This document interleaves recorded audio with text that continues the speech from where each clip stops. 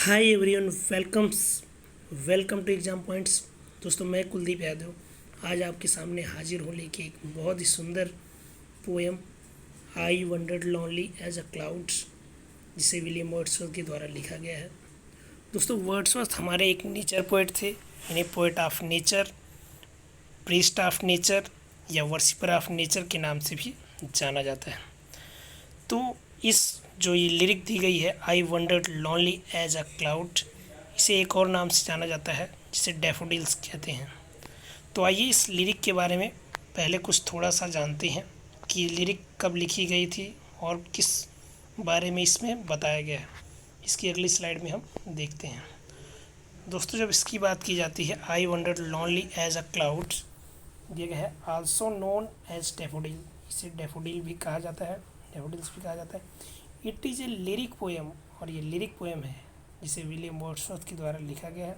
The poem was inspired by an event on 15 April 1802 Wordsworth and his sister डोरथी came across. ये जो poem है ये inspired है, प्रभावित है एक इवेंट से जो 15 अप्रैल 1802 में वर्ड्सवर्थ और उसकी सिस्टर डोरथी जब केम अक्रॉस मतलब पार कर रहे थे a long belt of daffodil, daffodil की एक लंबी सी कतार दिखी उन्हें, और वो कहाँ पर, while wondering in the forest, जब वो जंगल की ओर भ्रमण कर रहे थे। अब ये पोएम लिखी गई है, it was written between 1804 and 1807।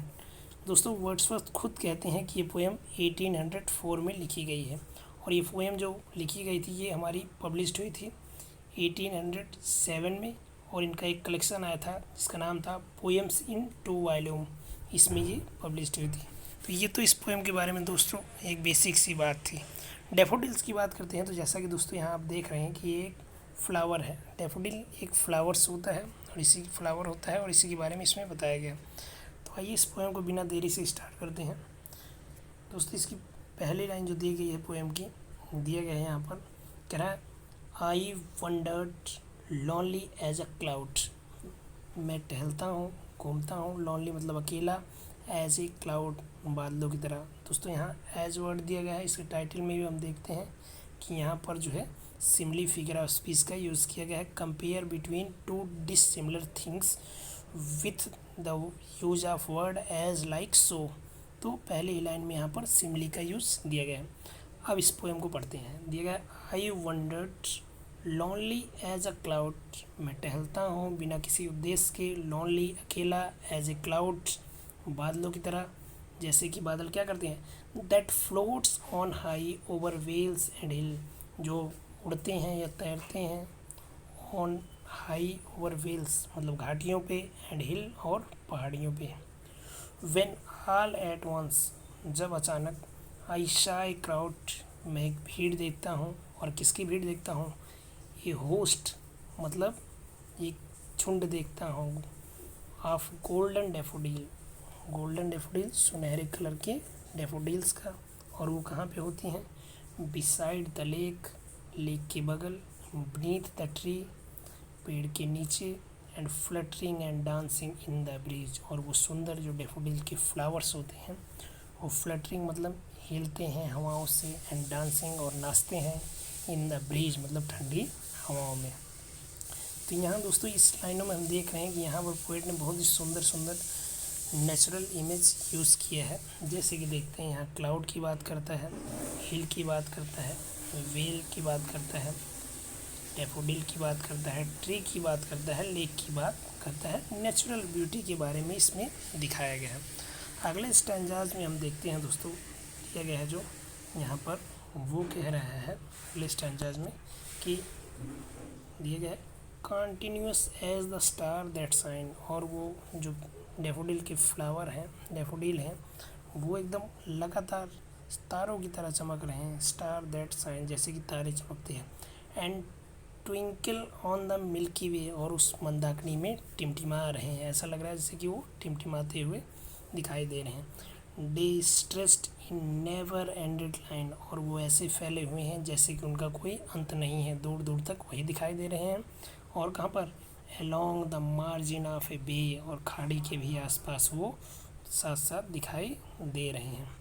आगे कहता है पोएट कि 10,000 सा आई एट ए ग्लांस, 10,000 डेफोडिल के फ्लावर्स को मैंने एक ही नज़र में देखा। दोस्तों ये लाइन बहुत ही इंपॉर्टेंट है और ये पूछी भी जाती है हमारे फिगर ऑफ स्पीच में। इस लाइन में हमारा हाइपरबली है, क्योंकि एक ही बार में हम 10,000 फूलों को नहीं देख सकते, इसलिए ये लाइन हमारा हाइपरबली फिगर ऑफ स्पीच को दिखा रहा है। अगली लाइन कह रहा है टोसिंग दियर हेड, अपने हेड को इधर उधर हिलाते हैं वो डेफोडिल के फ्लावर जो है इन स्प्राइटली डांसिंग, और खुशी से झूम रहे हैं, डांस कर रहे हैं।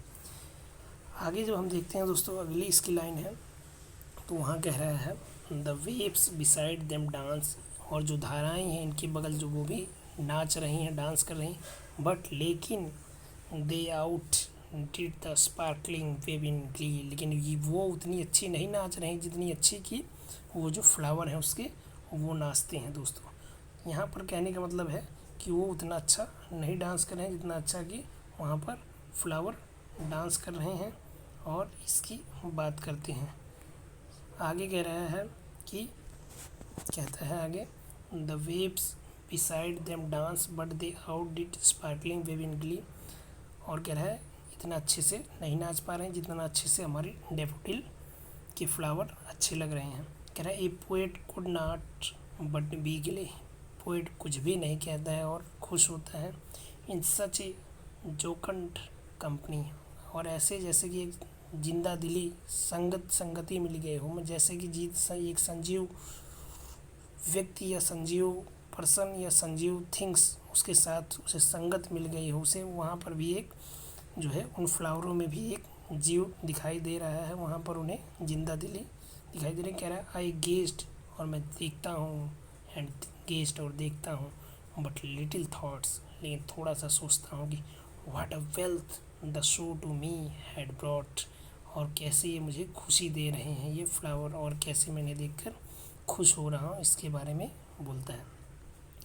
आगे की लाइनों में दोस्तों हम देखते हैं जब यहाँ कहता है फॉर ऑफन प्राया when on my couch I lie, जब मैं अपने सोफे पे बैठा रहता हूँ, इन वैकेंट मतलब उदास मोड में, खाली मोड में, और इन पेंसिव मोड में और उदास मोड में, खाली और उदास मोड में बैठा रहता हूँ।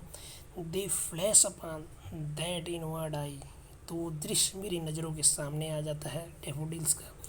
Which is the bliss of solitude, वहाँ पर भले ही मैं अकेला बैठा रहता हूँ लेकिन फिर भी वो जो दृश्य होता है वो मुझे अकेले में भी खुशी देता है। एंड देन, और तब, my heart with pleasure fill, मेरा जो हृदय है वो खुशी से भर उठता है।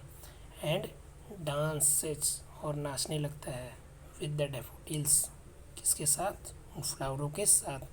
तो दोस्तों यहाँ पर हमने देखा कि इस पोएम में जो है जो विलियम वर्ड्सवर्थ हैं उन्होंने कैसे नेचुरल सुंदरता के बारे में बताया है। उनकी एक खासियत है कि उन्हें पोएट ऑफ नेचर कहा जाता है, वर्शिपर ऑफ नेचर कहा जाता है, प्रीस्ट ऑफ नेचर कहा जाता है। वो नेचर में ही गॉड को देखते थे, इसके बारे में इसको बताया गया। तो दोस्तों उम्मीद करते हैं ये पोएम आपको अच्छी लगी होगी। अगर ये पोएम आपको अच्छी लगे तो दोस्तों इसे कमेंट करिएगा ज़रूर, इसे और शेयर करना और सब्सक्राइब करना मत भूलिएगा।